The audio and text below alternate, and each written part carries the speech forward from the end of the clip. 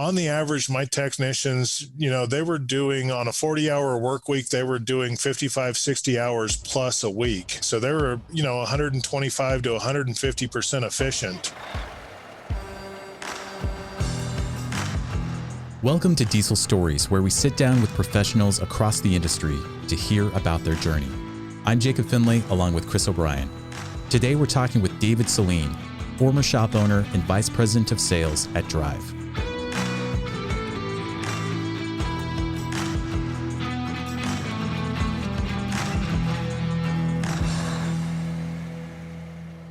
All right, David, thank you for joining. Great to have you. Yes, it's a pleasure to be here. Now, we met a few years ago when your company was still called Management Success. It's since been renamed Drive, but we kind of go back a few years at least. And you work for Drive, but you're actually not based in California. You're based in New Mexico, right? Well, I do. Drive, the company itself, is based in California. With the pandemic, I have a home and everything in New Mexico, so I've been working remote from my home in New Mexico right now.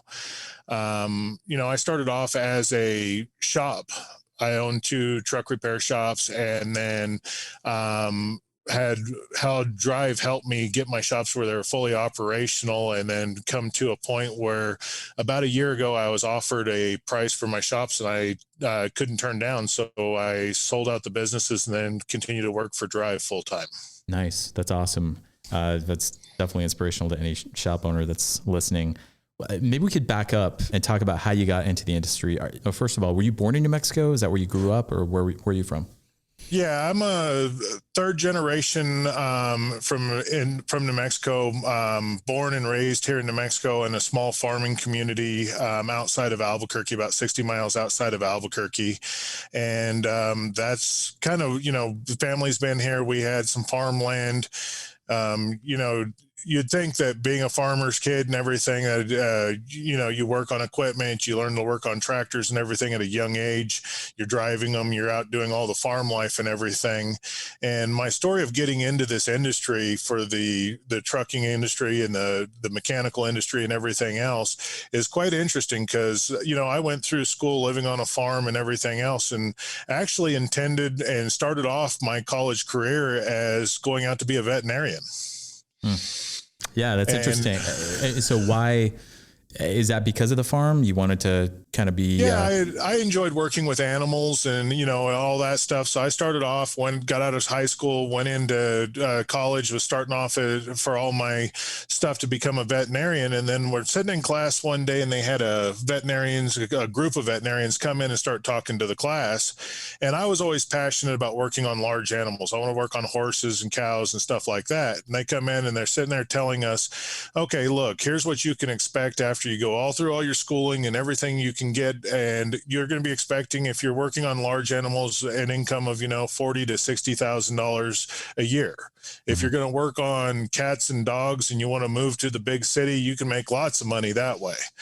Well, the funny thing about it is why I'm in college. We're small town, small culture. We didn't come from a rich family, so I had to work through college, and I'm working at a truck stop at the time, and they're telling me, here I am early in my college career, and they're telling me you're going to make $40,000 to $60,000 as a veterinarian if you're going to work on the type of animals you want to work on.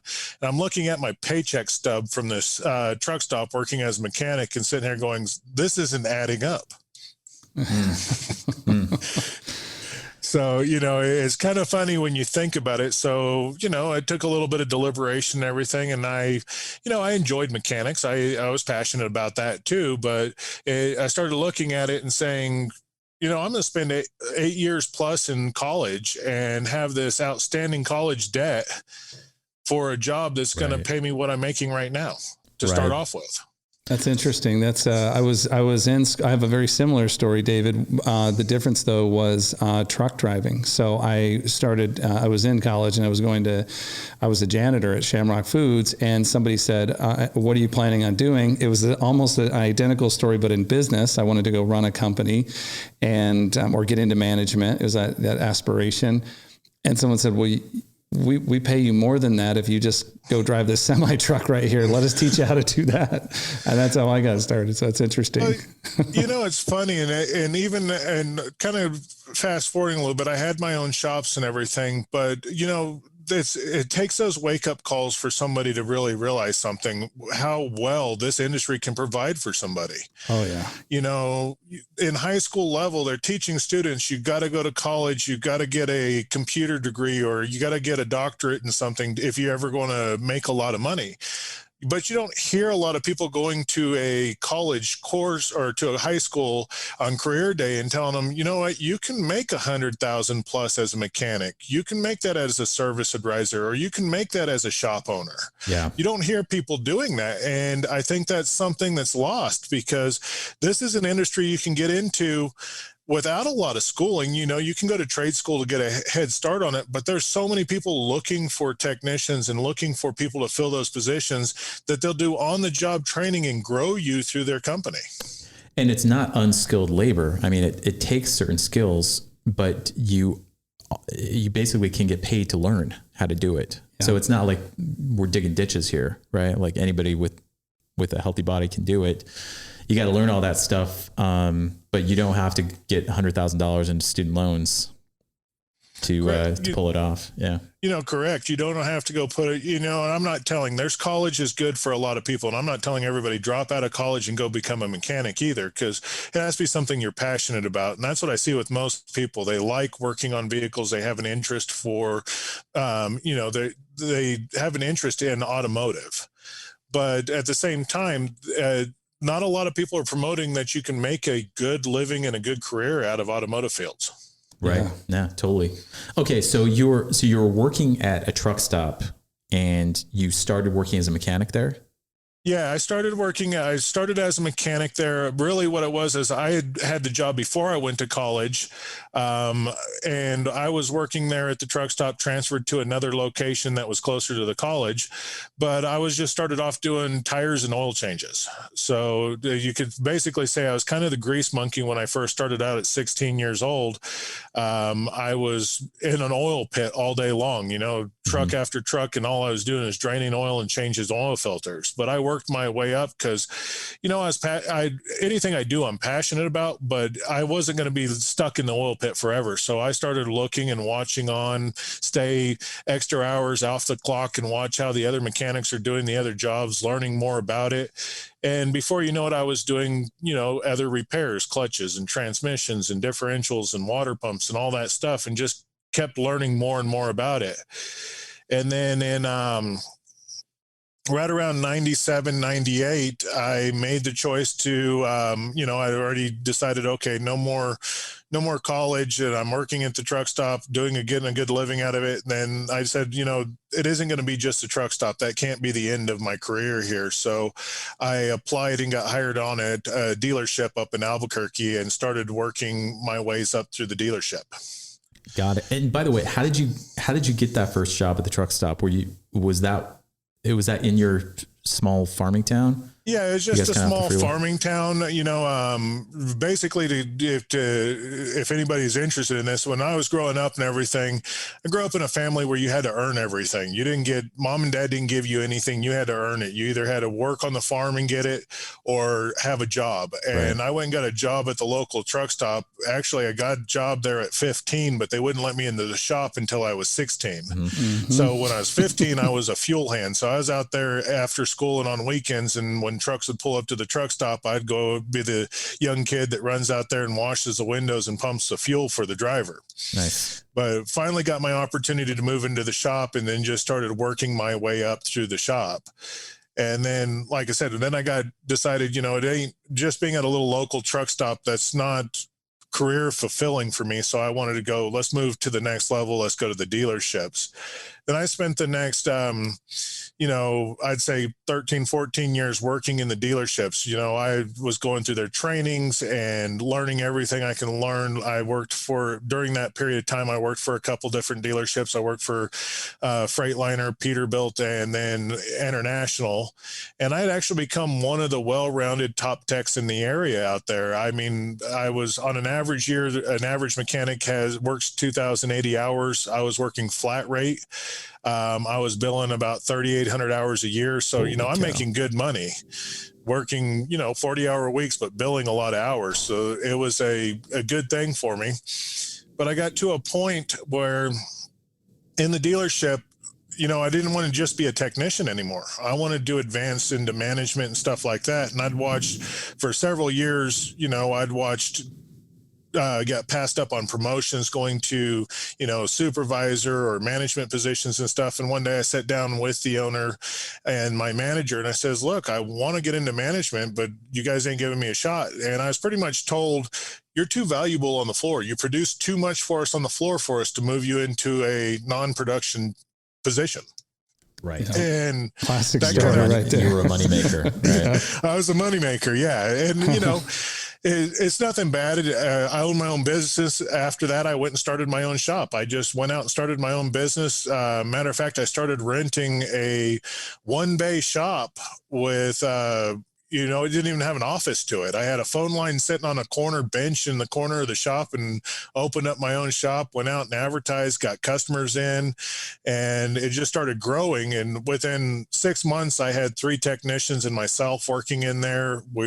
I was working long hours, and it was just like, okay, now I've created this monster. What do I do with it? But David, I've read up that you're no joke. You were rated one of the top 30 truck technicians by the ATA in the nation, and you hold over 40 different OEM certifications. Are you Googling him, Chris? Well, no, I just did some research before the podcast, and I'm like, David's no joke here. He's not just a guy who taught himself how to do this. You're a smart guy, and really, you got the certifications to back this career up too. Yeah, no, when I was working for the dealerships, any opportunity they gave me to get certified on any type of OEM or any product or anything, even after the dealerships when I owned my shop, I invested in myself in training. If there was something to get certified on or training that I go to. And I want to say this was back in 2010 or 11. I forget the year now, but I was sitting there reading Parts and People magazine, or maybe it was one of the trucking Parts and People, or there's a couple of the trucking publications that come through, and I'm reading this article at the desk about SuperTech. And they run this with the TMC every year through the American Trucking Association, right. TMC. And I'm reading this, and even when I worked for the dealership at International, they had International had their top tech kind of competition, and I competed in it several times, where you go compete against other techs in the international world, and you take tests and hands-on skills, and you get to go compete and see who's the best. And I had done these, but now I'm an independent out on my own and own my own shop. And I'm reading this, and, I sat there and I had the page folded over and was kind of reading it, and then got busy and was going to work and everything. And I'd left it on the desk there, and my wife read across it, and she said, well, the story was, I didn't even know about this. And at the time, she read through it, filled out the application, sent it off, and entered me into the SuperTech competition. Nice. And then after she got the thing that you're officially in there, she says, oh, yeah, I seen that on your desk. You were reading it. You looked interested in it. So I just entered you into it. And I was like, she goes, I know you can do this. So it was kind of funny because I walked in and it was a different environment. I'm telling everybody, if you got an independent shop out there right now, look into this, because it's an experience of a lifetime. I walk into this competition, and the first part of it, to qualify, you got to take an ASC written test. So I go and first day, do my ASC written test portion of it. It's timed and everything. And then they give you a test on a couple like electrical schematics and a few other things as a pre-qualifier. And then they have this big banquet night kind of thing at this TMC award. And they announce the top 100, 110 people that get to move on to the hands-on stations.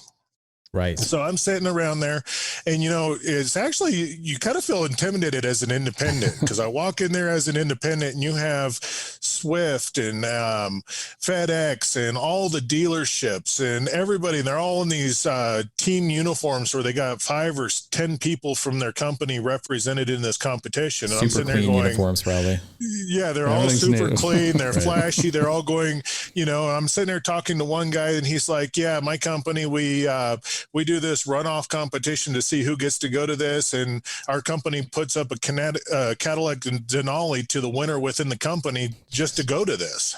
Jeez. I'm sitting there going, okay, what did I just enter into? Well, you're like the Karate Kid. Yeah, kind of like the Karate Kid, but it's an interesting experience. But, so we're waiting around at that banquet and they're calling out the 110 people. And about halfway through, I'm just sitting there and they call my name out. Okay, you've made it to the next qualifying. Come up and get your T-shirt and your packet to move to the next piece. And I didn't think much about it at that time, but I'm sitting there, I got that. And then that was in mid-afternoon that they did this. So after that ends, I go down to the bar there at the hotel where everybody's kind of hanging out and everything. And then people just started coming up to me and asking me, what's your story? You're not with a company. You're representing an independent. You're the first one that's ever done this. We haven't seen this. Right. And so they were real fascinating. And, the people at the TMC and the ATA are just great people. They took me under their wings and let's show you the rest of the organization. We know you got to compete tomorrow, but you'll do good on that. We want to just show you what else this has to offer. So one message I have for independent shops out there, if you're not part of the ATA or the TMC, get involved with it. There's a lot of good things and a lot of good people. And as an independent shop owner, I did really good. I got in the top 30 of that competition. They had 16 hands-on skills stations you had to go through. I made it into the top 30. And, for the first time walking in, and everybody else studied for a year in advance for this. And I walked right off the street and just competed in it. So I felt that I did really good. Yeah, that's awesome. And by the way, TMC would love to see, the ATA and TMC would love to see more independent shops get involved. We've been involved for a few years with them, and we talk to them all the time. And to this day, there's still very few independents that show up to that. And the vast majority of the repairs that happen in the industry are done by independents. So we'd like to see more, as many as possible independents join up with TMC and get all the benefits from being a member. Yeah, I think a lot of folks just think it's the truckers, right? So what you just described, we've been doing for years in the trucking industry. You have trucking competitions, doubles, triples, et cetera. And to hear that it's in, I wouldn't have never, 10 years ago, if you asked me, I wouldn't have known that there was a technician competition like truck driving. Yeah. Each state now through the TMC or the ATA have runoff competitions to help you get there. They're state level. The one I went to is national level. This one, they're state level ones now in New Mexico, and they get mechanics from all over the state, the dealerships, to go compete against each other. And I will tell you, the independents hire some of the best techs out there. You need to help showcase your techs. Let them go compete in this, because it means a lot to them. Yep. Yeah, definitely. There's also a lot of benefits to membership of TMC in terms of best practices, meeting other shop owners, so on and so forth. Oh yeah. Just as an independent shop owner, that first meeting there, everybody's interested in where this independent come from and how did he get so far through the competition. They want to know my story. But while I'm doing that, I'm sitting here and, it's kind of funny because I'm sitting here and I'm sitting at a table and they're talking to me, asking all these questions. And the next thing I know, I'm talking to the owner of Old Dominion Freight and Gordon Trucking. They're all sitting right around the table with me. And these are the owners of these companies. Yeah, exactly. And in return, I got to ask them, how do I get your business? Of course.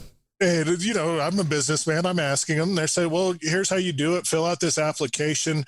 And I got back to my shop just a couple days later after that. And believe me, everything they told me to fill out, I filled out. And you wouldn't believe the amount of business I increased my business by just because I made these connections. Yeah, exactly. It's incredible what happens when you just get out there and meet other people in the industry. And for the independents, a lot of the time, it can feel like you're a hermit because you never really run into other independent shop owners, right? You're just kind of going to your shop every day and that's it. So yeah. Difference between working in the business and working on the business. Yeah. Well, that makes a good point right there, because I was always working in my business there for a while. I ain't gonna say that everything was always cherry in my business. I was working long hours.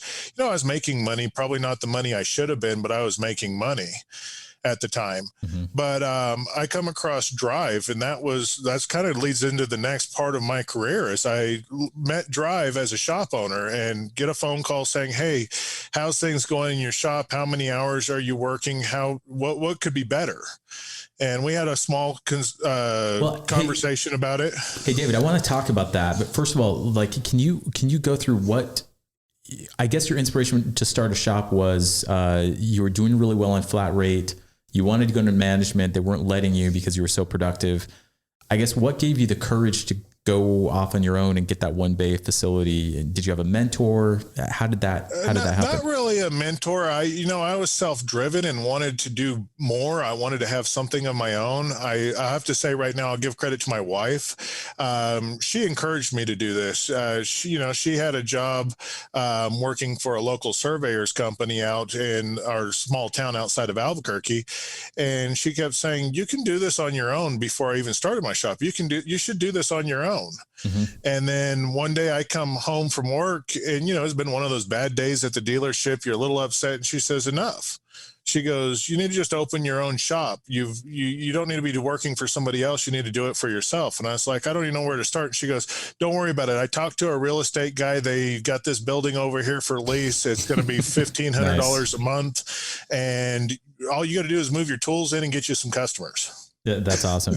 I got to say, when I was starting Full Bay, my wife was 110% behind me, if anything more in it than me. And that definitely makes a difference. So, yeah, it's very true. I mean, even a similar story, like my wife just moving over to Full Bay, right?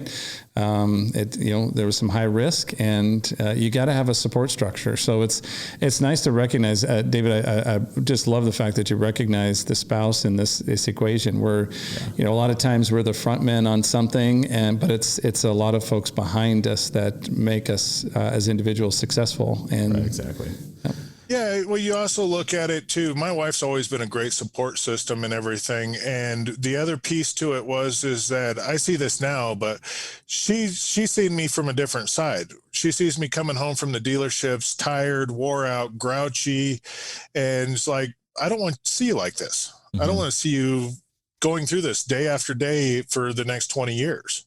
Right. So she jarred me a little bit, pushed me, and kind of basically had it all set up where I couldn't have an excuse to turn it down.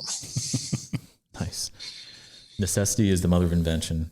Was it tough I guess $1,500 a month for the shop and stuff, but was it tough to get going financially at the beginning? Was it pretty smooth sailing? It wasn't, I gotta say it was smooth sailing, because there's a funny story to this too. So I go out on my own, and I've got the shop. I've paid for the first month of rent and got everything set up there, moved my toolboxes in there. Now, I didn't have all the shop equipment yet purchased that I needed. So I was like, well, I'll start off small. We'll take brake jobs. We'll take, oil changes. We'll do, the small work. I'd already been out and canvassed the local area, talked to a lot of the farmers I've known all my life, and got them engaged in doing business with me. And then I even talked to a local record company that I've known all my life. We've been good friends. And I talked to him and says, "Hey, I'm starting up my shop and everything like that. If you got somebody that you can bring in to me, I'd appreciate it." And, didn't think too much on that, was mainly focused on the small jobs that I was just getting in and getting started. And I've been open now like 3 days, fully open, everything set up in there. Don't have all the tooling I need or anything. And here comes his wrecker pulling up to the front door of the shop. And he goes, "Hey, Dave, I got you a customer here that needs some help." And it was a 60 series Detroit with a head gasket out on it. Now, take in mind, I've done hundreds of these jobs up in the dealership, have all the tooling to do it mechanically, but I didn't have a cherry picker in my shop to pick up the head and take it off of the truck. And then, of course, here I am working in it. It was a bigger fleet that it was working on, so I'm trying to make the good first impression. So we get it all apart, and then we find out that the head's cracked and it needs a new cylinder head on it too. Okay, no big deal. So I'm sitting there and I'm looking at my bank account, and I'm looking, okay, I have my operation funds, but there's not enough to buy all the parts to finish this job and the cherry picker and everything else to get it all in there done right. So I actually went and talked to my dad and says, "Hey, can you help me out for 2 days? give me a 2-day loan and Working I'll get this capital loan. first job done. Right. So I went and borrowed a little bit of money, got that first job done. And then, the first thing I did is went and paid my dad back, went and bought a cherry picker, and then, bought some other shop equipments with that. And then before I know it, that wrecker company was just bringing jobs into me right and left. And it had a lot to do with the personalized service and, taking care of your customers. He's seen how well I took care of the customers and the extent that I would go to make sure that job got done right on the first one. And it built a level of trust that he just brought more to me. Nice. That's awesome. And a lot of people don't think about that. Just 2 days worth of working capital is all you needed to make it work. And I think a lot of times shop owners don't think about how just because there's money in the bank doesn't mean you should go, blow it on a boat or something like that. You got to be methodical about it because you might need that to buy parts next week. And maybe you're at your credit limit at Napa or whatever, right? Yeah, at that point in time, I wasn't set up. I didn't have credit or current accounts because I'm a brand new business. They don't know who I am, what I'm capable of doing, and they're not going to say like, "Here's you an open book credit right now." Exactly. So you have to build that. But, one of the things that we did, and this kind of goes a little bit more to the thing, but, so I was in business for about a year, got a few employees working under me because I actually got so busy. I couldn't keep up with the work. I was working 24/7 and couldn't keep up with the work coming into the shop. Had to hire employees to help out and stuff. And at that point in time, I would call them not so much employees, they were helpers, because they would help me throughout the day. But at 5 o'clock, they would go home and I'd still be there until 10 o'clock at night, finishing up so I could get the customer back on the road and get them going. Right. And then that kind of leads to back to my wife again. So she was still working her full-time job. I was working at the shop. She come help in the afternoons when she got off work. And I got a phone call from Drive at that time saying, "Hey, we know you're working long hours. We know you should be making more money. Are you interested in learning how to fix this?" And I was like, "Talk to my wife." So they talk to my wife and I go back to work, and then she comes back and says, "Next weekend, we're going to go up to Denver for a training class on how to run the business, the being an owner of the business, the business side of business, the business side of it." Yeah. You the mechanic side. Let's learn the business side. So we go up to this 2-day seminar and they're teaching this stuff to us and everything else. And I'm sitting there and the speaker he's like, I felt like he was drilling in on me. "You have this going on in your shop. This is how things are in your shop. This is what you need to do to fix it." And I'm sitting there going, wow, he's just talking to me. There's 50 other people in the room, but he's describing my shop to a T. Right. So I looked into it more. We signed up with Drive, and I'll tell you what a different change that was. Within 6 months, I had doubled my shop, hired more employees, and I was no longer even working on vehicles. I was just supervising everything. Yeah, it's amazing. Okay, so let's unpack that. And by the way, at the time, it was called Management Success, right? Correct. When I first encountered it, when I was working in a shop, the owner had done some work with management success. I'd seen some of the materials, and the materials that he had implemented had made a big difference. And it's not like it's crazy secret stuff. It's like basic blocking and tackling of like sound business principles, right? Catered toward like specific shop scenarios, I guess.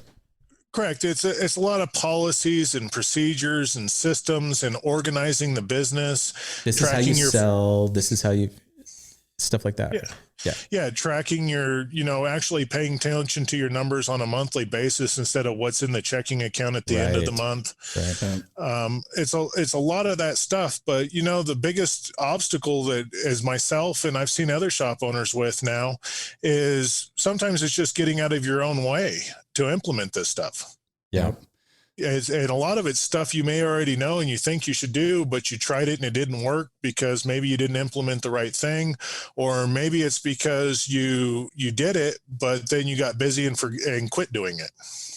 What was like one of the top thing or top couple of things when you walked out of there that you knew you had to change? Because sometimes it's like, it's like boiling an ocean. You get a list so long because they're speaking to you, and the list is just so long you can't tackle it all because it's just too much. But what were like one of the first couple of things that you did to turn that shop around, or to turn the way you thought about working on the shop? Well, after I, went to that seminar, I walked away from there. And the first thing I realized was I was running my business off of my checking account. Whatever was in the checking account, it didn't matter. And actually what happened was when we sat down there in that meeting, they sat down with a one-on-one business analysis. And my wife did all the books and stuff for us. My thing was, is there money in the checking account at the end of the day? And did we get all the customers satisfied? And then we sat down in that meeting there, and it's kind of funny because I sat down with the meeting right there, and the guy sits down with me and he goes, we gave up a P&L of the shop at the current time. And he looks it over and he goes, so you got $1 million shop each year here. And it kind of hit me all at one time because, I was doing all this work and everything, and I seen what's in my checking account. There's no $1 million in the checking account. Right. But now I just realized I had a business that was producing $1 million a year. You never realized that before. I knew we had gross sales by the month and everything, but I never really took the time to slow down and think that I've got $1 million operation sitting here in its current form. And did they talk to you about how to value a shop, like based on gross revenues, like some kind of multiple? Is it EBITDA or something like that? Yeah, they talked about some of the multipliers and stuff, but the main thing they asked me is, what are your goals? What do you want to do? At that point in time, I said, I want to have multiple locations. I don't want to have to be the mechanic, the service writer. I want to be the business guy. Right. And of course, he goes, so what are you going to do that? And I says, at that point in time, I was like, well, I just got to keep working. That was my only solution, was just keep working and building on it. Right. Let me guess. No clear path. Usually, what are your goals? And then it's usually, how are you going to do it? Right. So what are you going to do about it? How are you going to go? So correct. How are you going to do it? What solutions do you have? Mm-hmm. And of course they were presenting me solutions that they could help me with. And a lot of them made sense, but I'll tell you the aha moment was when the gentleman sits there and, I'm going back and forth with him. We're talking about different things. And he goes, I just want to set this aside, David. He says, you're unique. He even told me you're unique the way you're thinking right now. And he goes, I want to ask you a question. You flew up here from Albuquerque to Denver, right? And I says, yeah, I did. And he goes, when you got on the plane, what airline did you fly? I says, Southwest. And he says, okay, when you got on the plane, what was your boarding position? I says, I don't know. It's probably something like B50 or something like that. And he goes, okay. He goes, now you've told me your goals are and everything. He goes, when you got on that plane, the first 15 people to board that plane, who were they? And I says, well, they're the business guys. So the guys flying around, they're the business guys. He goes, what are they wearing? And I says, they're in suits and ties and stuff like that. And he goes, why ain't you boarding that plane in the first 15? You've got $1 million shop here. You should be boarding in that first 15. And you're not thinking like a business owner. You're thinking like a mechanic. Okay. So he wanted you to blow a bunch of extra money on a ticket, or maybe that's just the accountant in me. No, it was, here's our program and stuff like that. Now, my wife and I, we didn't just like sign on the line. We went, sit down, looked at all the information, researched everything. And we went back. They had a whole program, help me organize the shop, help me train, help me hire people, help me get over this hump that I was trying to get over to that next level. And part of sorry, David, part of it is probably like, in order to be working on the business, not in it, you basically need to take your toolbox home and show up the next day wearing different clothes, right? Well, that's kind of the easy way to say it, but it's not that easy. As a shop owner and Drive knows, and Managed Success at that time knew that it's not that easy. You don't just have a business and that you're back there working all these crazy hours in the back on trucks and just roll your toolbox out. And the next day it's going to run itself without you being the lead mechanic or anything. Mm-hmm. So what they did is they said, look, we got a coaching program. You sign up for it. You'll be assigned a coach, and we're going to help you start implementing step-by-step ways to remove yourself as a mechanic, start being the manager of the business, and then we'll help you set up policies and procedures and all the stuff that goes with it. And, there was other pieces to it. It's like running the business off the numbers. Back then I checked what was in the checking account. After I started working with the Drive consultants and everything, it's funny. I was tracking at first 5 to 7 KPIs for the shop. I was tracking what's my build hours, what's my gross sales, what's my gross income, what's my average RO, stuff like that. And when I sold the shops, I was tracking over 100 KPIs on a daily basis in the shop. I got so involved with tracking this. I knew how many times the phone rang every day. And I could tell you what business was going to look like tomorrow by how the phone rang today. Interesting. I imagine too, I know that you were saying when you were drumming up business, there's a certain point too where, because we talk to a lot of shop owners, we help them, and sometimes they stand up shop and then business will come, or they know a couple of folks and the end, it starts to, the reputation carries them, and sometimes it ends up being hand to mouth. But I imagine there's a structure in there, because I've a lot of folks that are successful like yourself start looking at fleets or private fleets, even whether it's the large commercial, like you were referencing, from the competition where you kind of stumbled into that, but then also strategically going out and saying, hey, owning those PMs and those oil changes actually can build the business for your shop.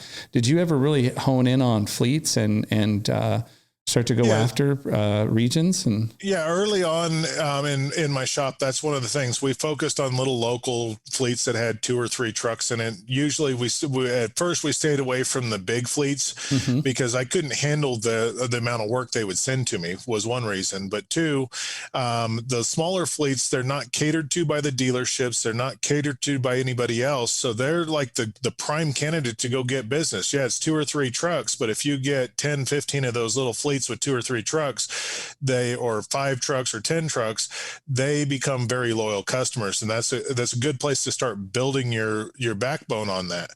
But even in my shop, another thing, and I phased away from it. And then after I met Drive, I went back to this thing. When I first opened my shop, there was one thing you can guarantee: I had business cards on me all the time. And it didn't matter if I was in a restaurant, if I was out shopping and ran across somebody, and it's somebody I knew for 20 years, I was always promoting, hey, I opened up a shop. If you need anything, here's my card, here's my number. And once you start getting business in your door, you start backing off of doing that. And it was probably one of the most successful marketing campaigns that I did for my shop, just word of mouth and presenting yourself every opportunity you had. Right. Because you kind of get to, it's tempting to, you kind of get to a level where you kind of back off and maybe plateau as a business owner. You start to relax, like, okay, I've got enough work coming in, and you stop hustling, right? Yeah, you don't hustle anymore because you got the work coming in and you're now focused on trying to just get that work out. But once you get that work out, what's coming in the next day? And then you may focus on that, make a few phone calls, get some work in.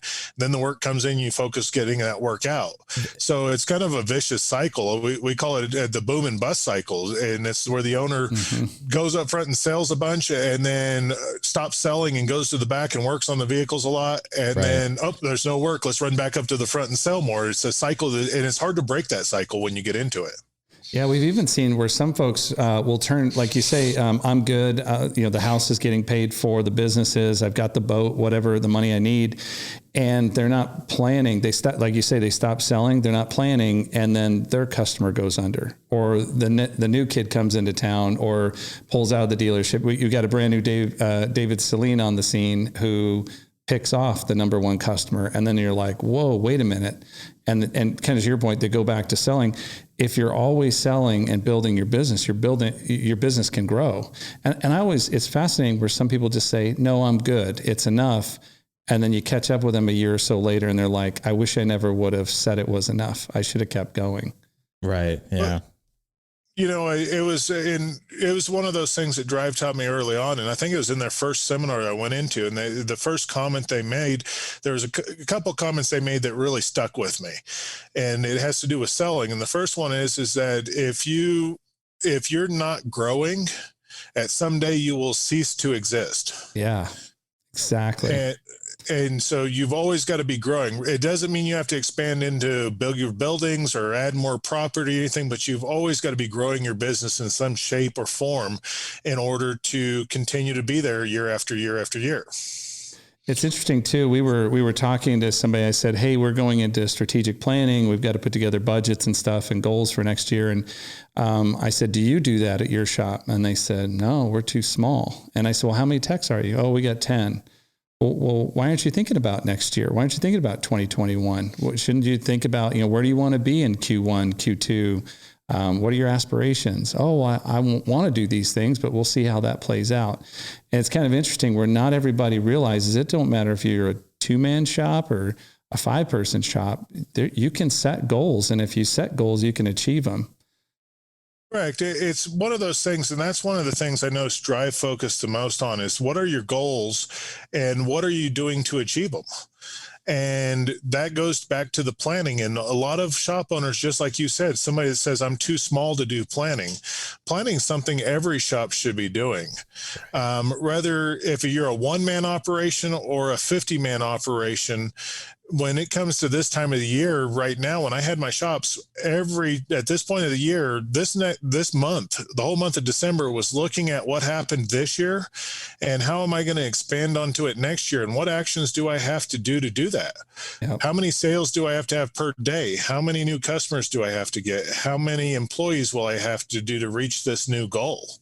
And it starts with making a plan and then breaking that overall huge plan, whatever that number is or whatever that is that you're trying to achieve, and breaking it into small actionable steps that you can take day by day, month by month to achieve it. Yeah, makes sense.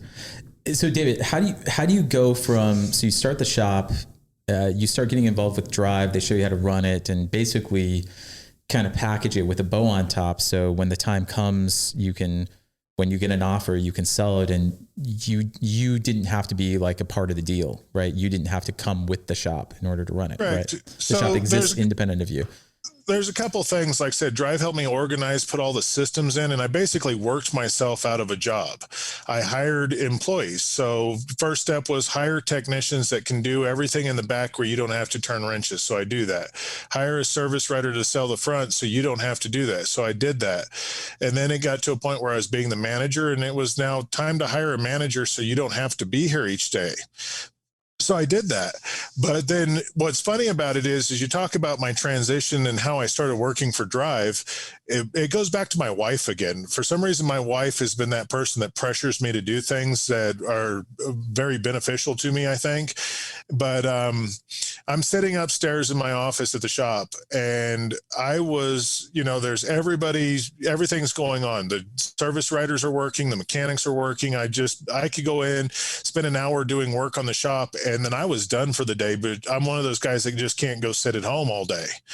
And so I had to be involved with something. And then, so I'm upstairs, and to occupy my time at that time, because I was getting bored because everything ran so smooth and I wasn't needed for everything that was going on. And I took up online poker. And not saying that's the best thing to do or anything, but I took up online poker. And I know my wife, she was telling me, you need to quit doing that. You need to quit doing that. And then one day we had our call with my business coach. And my wife says, look, he's driving me nuts. He's always sitting there. He comes in, does his work in about an hour, and then he sits on there and playing online poker for the rest of the day. Wait, David, before you keep going, you're saying you got your shops running so well on their own that you spent your days playing online poker. Correct. Were you was that a money making deal, or is that just kind of like where all the profits went? I wasn't losing money. We'll put it that way, but I was, just entertaining myself, and It wasn't nothing losing money. I wasn't making a whole bunch of money out of it, but I did win a seat to the World Series and got to play in the World Series of Poker out in Vegas off of it. So wow, hey, sunglasses and everything. Yeah, I had the sunglasses and everything on it. That it was an interesting experience. It was, you don't think about it, but a repair shop can give you anything you want in the world if you get it set up and you're running it correctly. Whatever it is, if you want to become a doctor, you want to go fly airplanes, you want to go race drag cars, you want to go play in poker tournaments, it can provide that for you as long as you set it up and do it right. Totally agree. I got two things for you. Crazy enough, last night I was watching the movie Rounders, so the poker thing is right in line. Yeah, and then the other thing is, I think we just want to talk to your wife now, David. We really know who's running the business at this point. Exactly. The brains of the operation is not on the call, right? I won't let her take all the credit for it. So there you go. But she is she's my rock. I'll put it that way. She's my rock. She's always pushed me. But at that time, she tells my business consultant, he's driving me nuts. He's just sitting there playing poker. And my business consultant says, Dave, what do you like doing? And I says, I like doing lots of things. I like helping people. I was very involved with the community too, because I was sitting on, many volunteer boards for the county, the solid waste board, the economic development board, the Chamber of Commerce, Rotary Club. I was involved, I was finding new things to occupy my day with.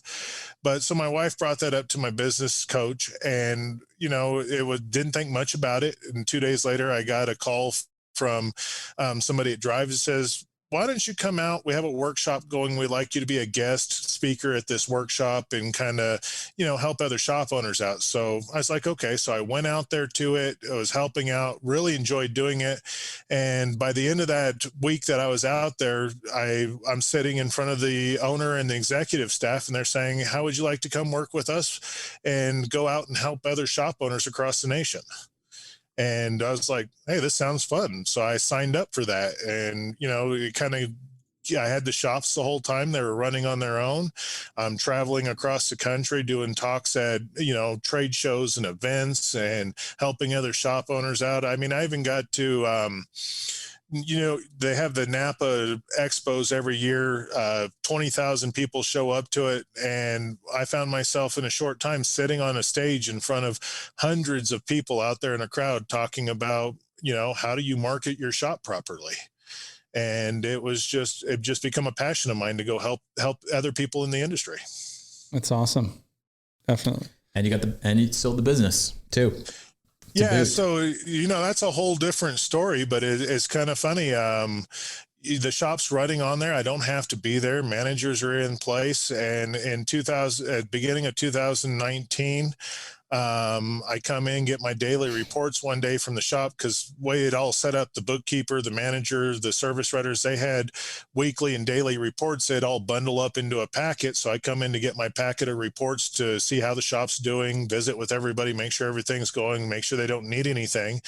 And the manager handed me over a business card and said, this real estate guy came by yesterday and wants you to give him a call. Okay. So I gave the guy a call, and he says, what do you want for the business? And I said, no, I haven't even thought about selling it. I'm making good money with it. I haven't even thought about this. And, so I sat down, and my wife and we sat down counting, booking, brokers and everything else, and started figuring it out. And a couple of weeks later, I think 3-4 weeks later, we shot him back a price of what we wanted for the shop, and then didn't hear anything again. So I was just like, okay, we'll go life on normal. They didn't want to pay my price. That's okay. Come July, he walks back into the shop and says, here's the offer I got. And it was about 85% of what we asked for. And he says, we don't want the business itself. We don't want the equipment, the tools, or anything like that. We just want the property. Holy cow. They want the dirt. They wanted the dirt. So, I had to sit and think long and hard about it, but at that time I was working full time with Drive now too. And, my wife and I sit and talk about it, and we went back to a different training seminar we went to with a business broker years back. And the broker was talking about shop owners that, business owners, so it just wasn't shop owners, business owners that talking about the 2008 recession, or whatever you want to call it, crash that we had. And they had said there's businesses worth millions of dollars, and people had offers on them, and then they wouldn't take that offer because they didn't know what else they wanted to do, or weren't ready to let it go, or different reasons. And then the crash happened, and those businesses became worth nothing. And the owners had to hold on to them and work them for another 10, 15 years before they became worth something what they could sell. And that always stuck with me. And I'm sitting here going, I got this offer here. It's really good, and I should take it because I still have the option if I want to reopen or do anything like that. And this process of selling the business didn't happen like overnight, because once we made the decision, it still took many, many months. I mean, I went out and made sure every one of my technicians got placed in another job from other shop owners that I knew. And matter of fact, a whole crew of 3 of them got placed, 3 technicians that worked together. I placed them for the same wages and everything into another business. And so they were still, I took care of the employees. I made sure all my customers knew where to go. There was a lot of planning in that part right there. If you don't mind, David, and congrats on selling the property, the business. Because when back in the days of Shamrock, when we were looking for property, sometimes it didn't matter what was on it. We just wanted the dirt. So I could totally relate to somebody wanting the dirt.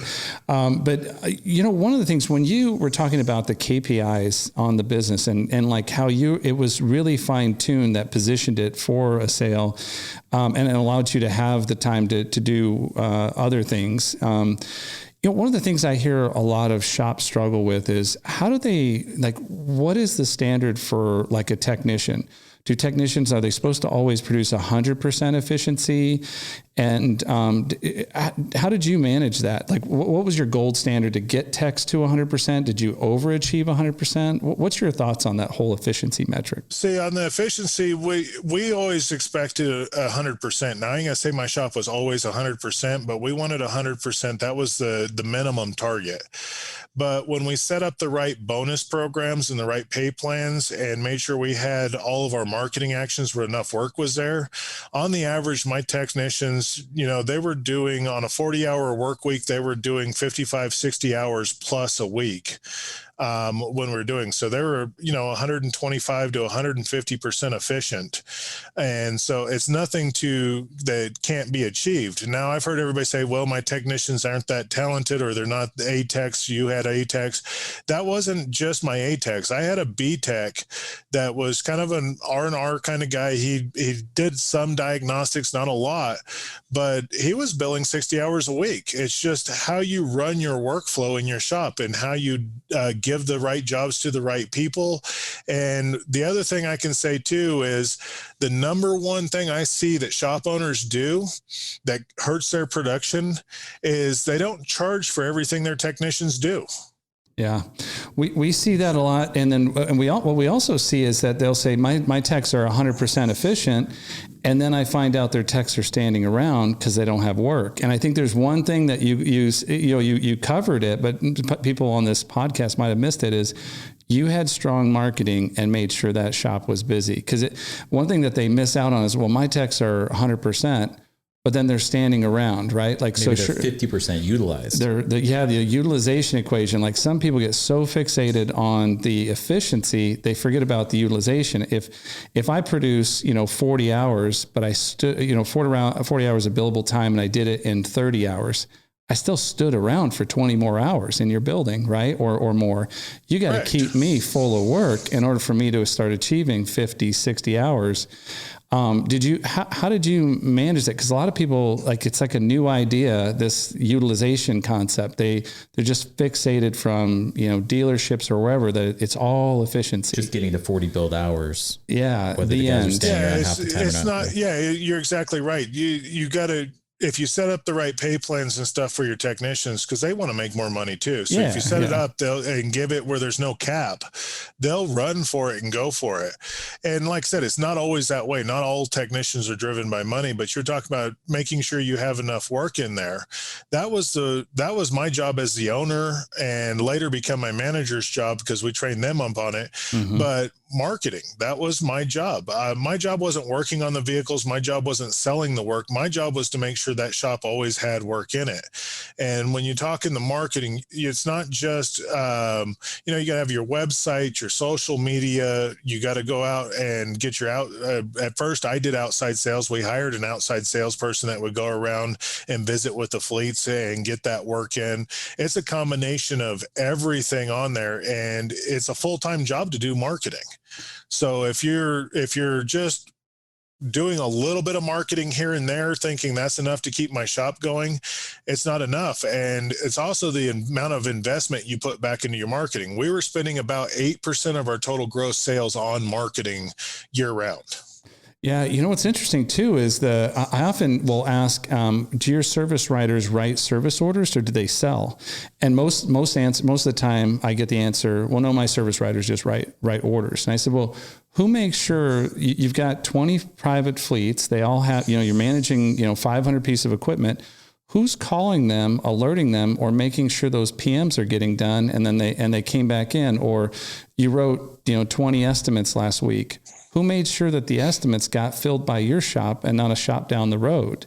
And, like, there's all these things that a service writer can do that's kind of like selling or marketing to the way that, a form of marketing where you're going out there and making sure that the quotes that you put together or the work that you committed to perform actually comes in, and you're like pulling that work in.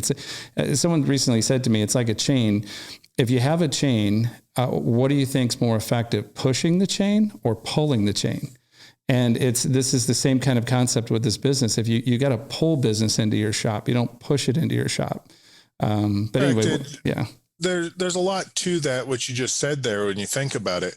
The service advisors are a very big key role of getting that work into the shop. The shop owner's job, as far as doing the marketing actions, making sure that the promos and the messages and the emails and the texts and all that stuff are going out, is there. And a lot of that's controlled by the service advisors too. But we always had a rule in our shop and our service advisors' bonuses were set up on this too. If the guys were standing around in the back with no work in front of them, it would affect the service advisors' bonuses at the end of the month.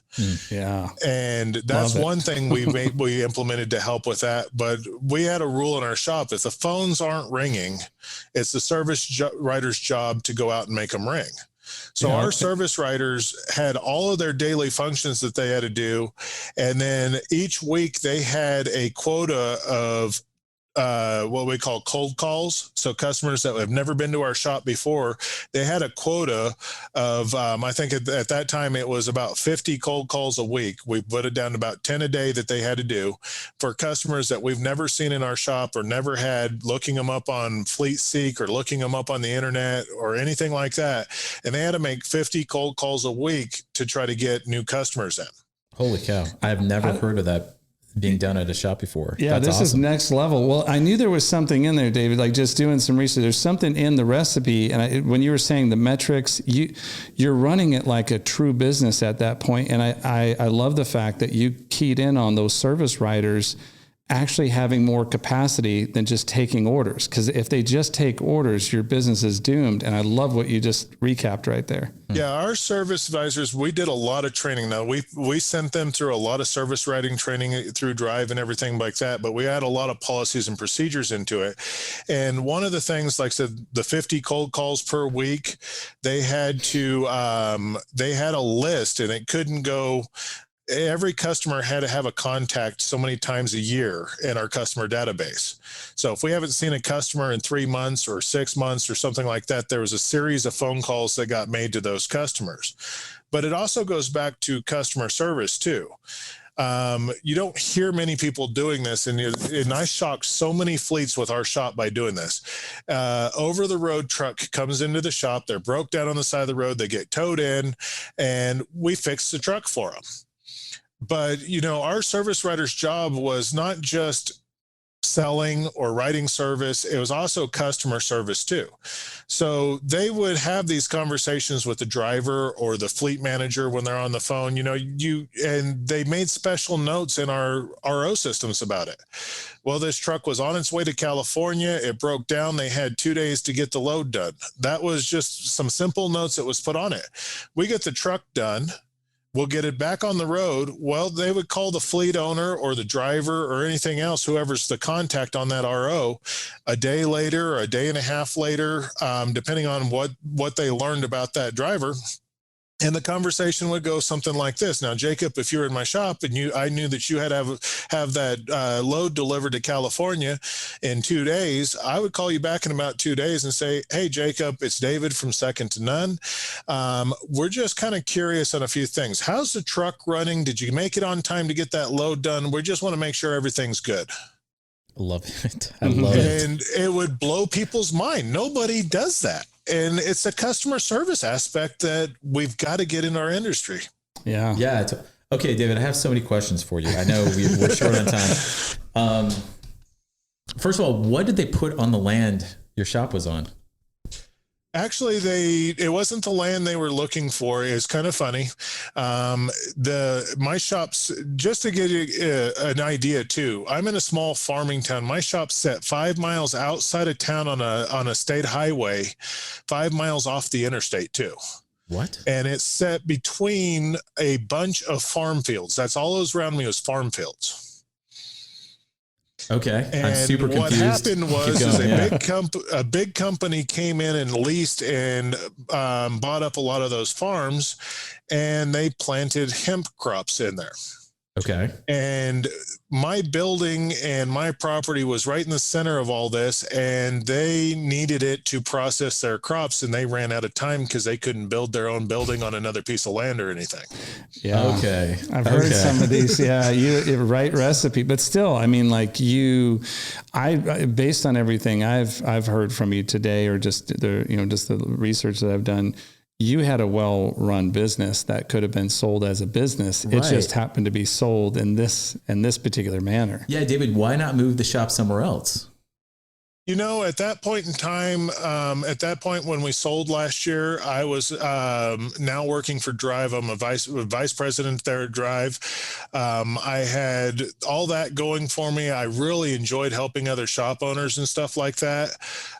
We have the options to reopen it here in the future. My son may be going down that path here soon, and we may be reopening it under him. It's just at the time, the offer was great. It was 3/4 of what I asked for the total business as a package, just for the property. And you keep the option to reopen. Yeah, I keep the option to reopen, and it's one of those, like I said, not everything's about money right now for me. I'm pretty well set up. I got retirement and everything set up, and now I'm just going to go do something I'm very passionate about, and that's helping others. Okay, all right. Well, I guess I can accept that, David. I might need your help too, David. I got a 70 K5 Blazer that it's under the knife, and I got a 70 K20 truck. So I've got my hands full over here, and I'm too busy. So we might have to work something out. I need some paint and body we can work. Find a Phoenix location for you, David. What's funny about that right now is it's different when you ask that. Why didn't I go reopen right now? I have the option to. But I'm working and doing what I'm doing. I'm passionate about getting to help the other shop owners out there in the world. But on my off time now, I'm sitting in my house. I have a 30 by 40 workshop behind my house right now, and it's got a 52 Ford F1 sitting in it that I've rebuilding from the ground up.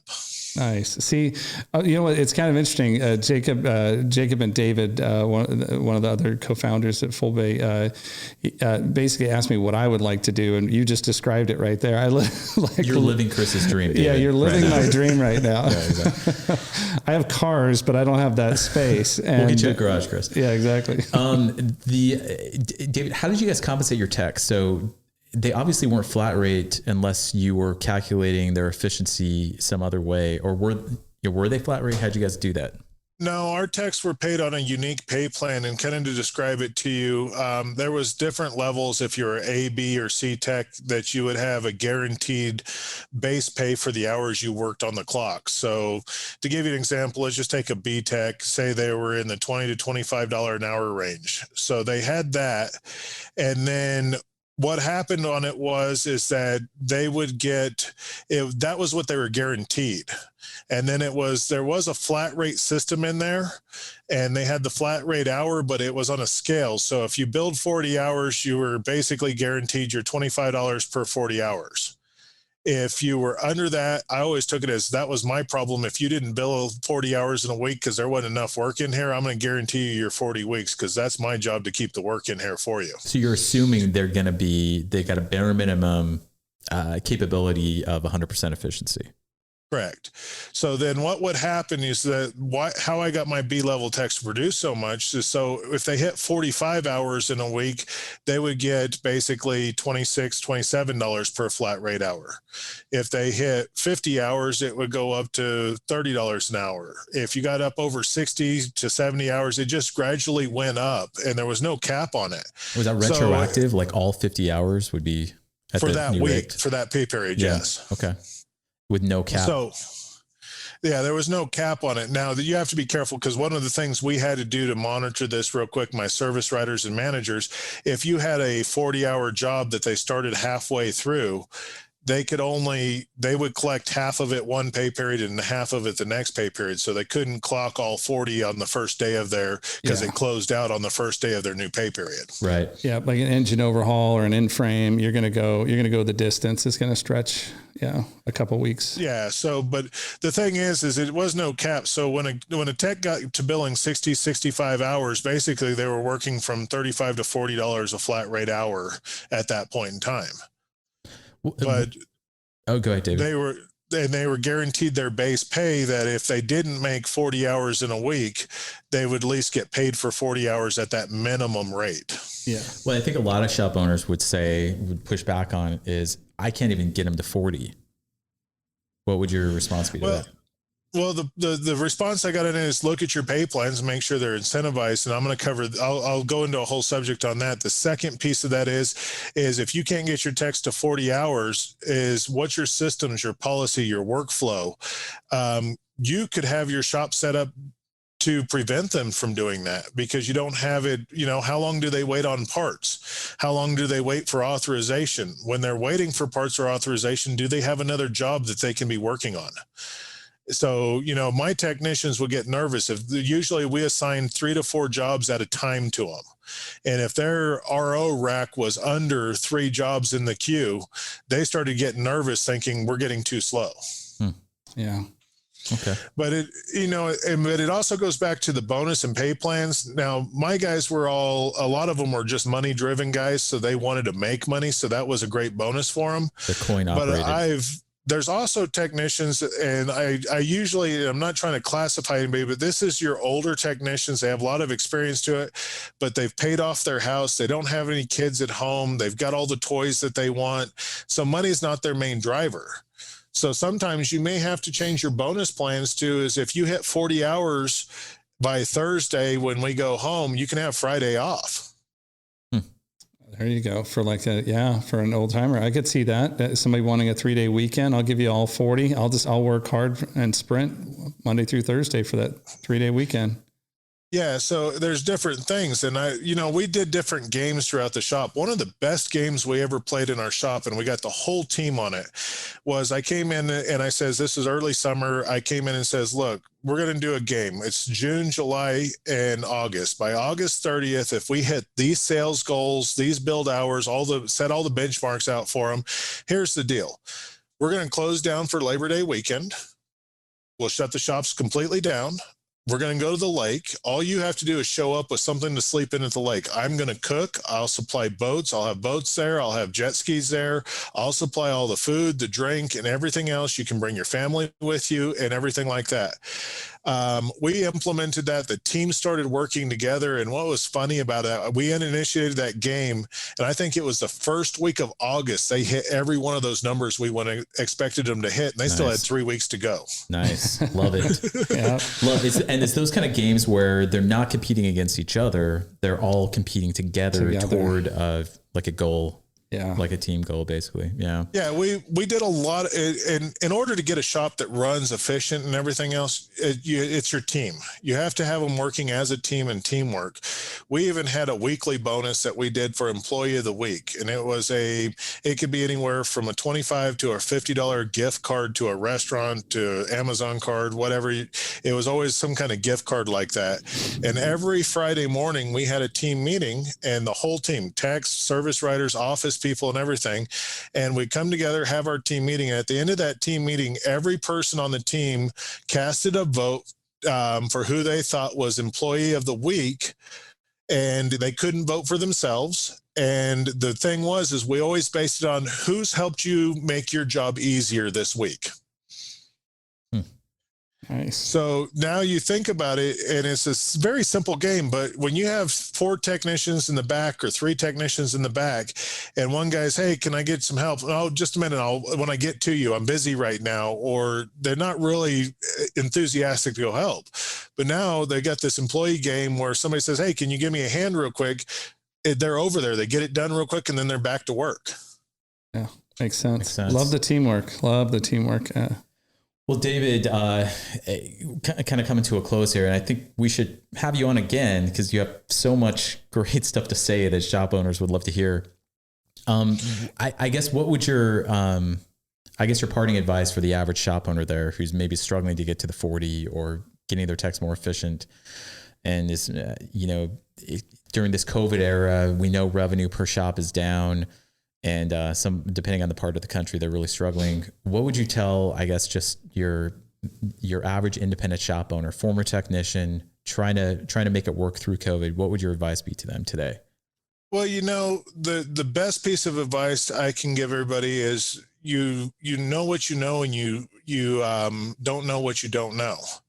And when it comes to running a business, you may be the best technician or the best mechanical mind on here, but don't be afraid to reach out for help. There is help. And like I said, one thing you can do is I'm very passionate working with Drive right now. They have a shop business analysis that you can sign up for. You can go to driveshops.com and get the information on it, but they'll help analyze your business, tell you what you need to do. And don't be afraid to ask for help from either your people in the industry, coaching companies, peers, get training, always train your staff, continue training yourself, and don't settle. Don't walk into your shop and say, this is just the way it's going to be. It's how the economy is. It's how it's the pandemic. Don't make excuses. If you don't like the way your shop's running right now, go out and get help. There's so much help out there in training and coaching and software, just same as you guys over at Full Bay. There's so much software you guys get that can help them. Make sure you're utilizing all this stuff. Don't be afraid to ask for help. It's not a sign of weakness. It's just to me, it's a sign of smarts and intelligence that when you don't know something, you just ask somebody that does and get their help. Yeah. Okay. David Saline, Vice President of Sales at Drive, right, David? That's your title? Yes. Former shop owner, award-winning technician, a gentleman. Gonna help Chris with his trucks. And the husband of an awesome wife, yes. It sounds like. David, thanks so much for your time joining us, and look forward to talking to you soon. Anytime. And like I said, everybody out there, I hope at some point in time I get to see you at a conference. I get to see you at a trade show or something. Come up and talk to me. If you know I'm around and anything, come up and talk to me. I enjoy talking to other shop owners, helping other shop owners. That's just what I do now. Awesome. Thanks, David. Thanks for listening to this episode of Diesel Stories Podcast. Be sure to subscribe and check out dieselstories.com for more episodes.